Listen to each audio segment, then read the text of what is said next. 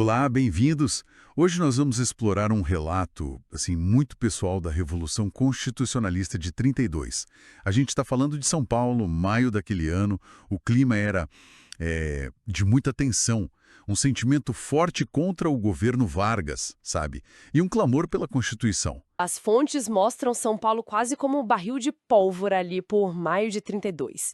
E teve aquele incidente, né? O de 23 de maio. Sim, que resultou nas mortes que deram origem à sigla MMDC, Martins Miragaia, Drauzio Camargo. Aquilo acendeu a chama. Nossa fonte aqui é o livro Botucatuenses no Setor Sul, 1932-1957, As Memórias do Sebastião de Almeida Pinto, que foi voluntário. A ideia é entender a experiência dessa gente lá no Setor Sul pelos olhos dele. Exatamente. E essa experiência começa com um entusiasmo enorme, né? Que varreu São Paulo a partir de 9 de julho. Botucatu entrou nessa onda também. E que história curiosa essa da notícia chegando em Botucatu, hein? No meio de um baile. Parece que o Alfredo Galvão parou a música e tudo para anunciar o levante e já começar a alistar o pessoal. E o interessante lá foi como as rivalidades políticas locais meio que ficaram de lado. Formaram uma frente única na casa do Dr. Silvio Galvão mesmo para organizar tudo. Voluntários, recursos. Foi uma mobilização cívica bem impressionante. E o Sebastião Pinto estava lá, no meio disso. Ele conta da partida de Botucatu em 18 de julho. Chegando em São Paulo, a cidade já estava em pé de guerra, trens lotados indo para as frentes. Ele mesmo foi para o Batalhão Universitário Fernão Salles em 1º de agosto e logo depois, dia 3, seguiu para Itapetininga, lá no Setor Sul. Pois é, e logo ali em Itapetininga, já no dia 4 de agosto, aconteceu um episódio que, nossa, revela muito do começo do conflito. O despreparo, né?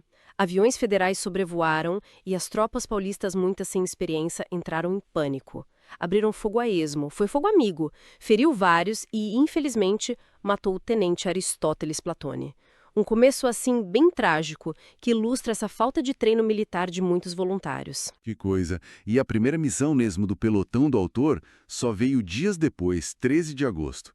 Foram checar uns boatos em São Miguel Arcanjo. As condições que ele descreve são bem duras.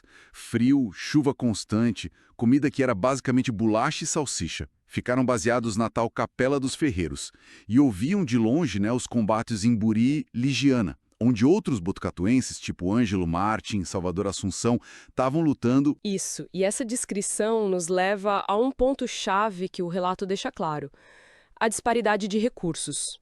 O fim de agosto foi marcado por recuos paulistas. Faltava quase tudo, sabe? Arma moderna, munição, aviação, artilharia, em contraste com o Exército Federal, que estava bem mais equipado. E aí entra a improvisação, a logística. O SATO, que era o serviço de abastecimento, fazia quase milagres. A indústria paulista tentando se adaptar, e tem histórias incríveis, como a do Leopoldo Silva, que garantiu a comunicação telegráfica numa retirada crucial.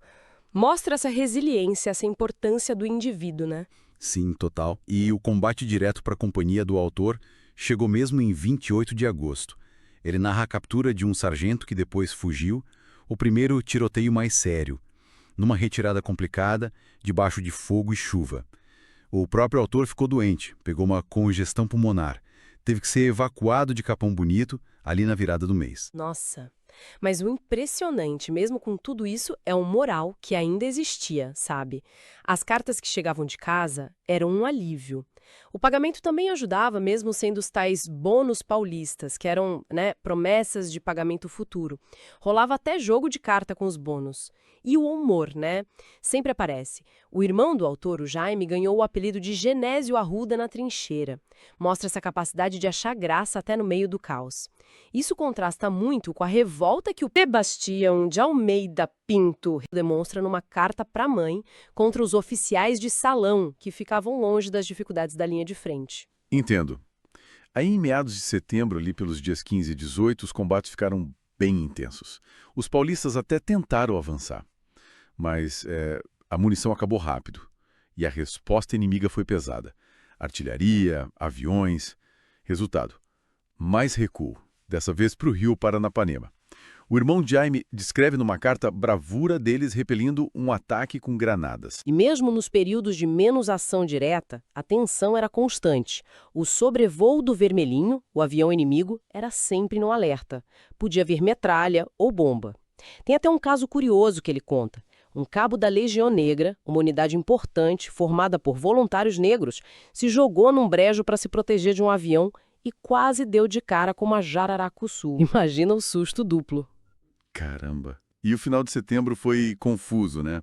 Dia 29 surgiram boatos fortes de armistício, uma esperança. Mas aí na mesma noite veio um ataque inimigo bem violento, jogou um balde de água fria na esperança.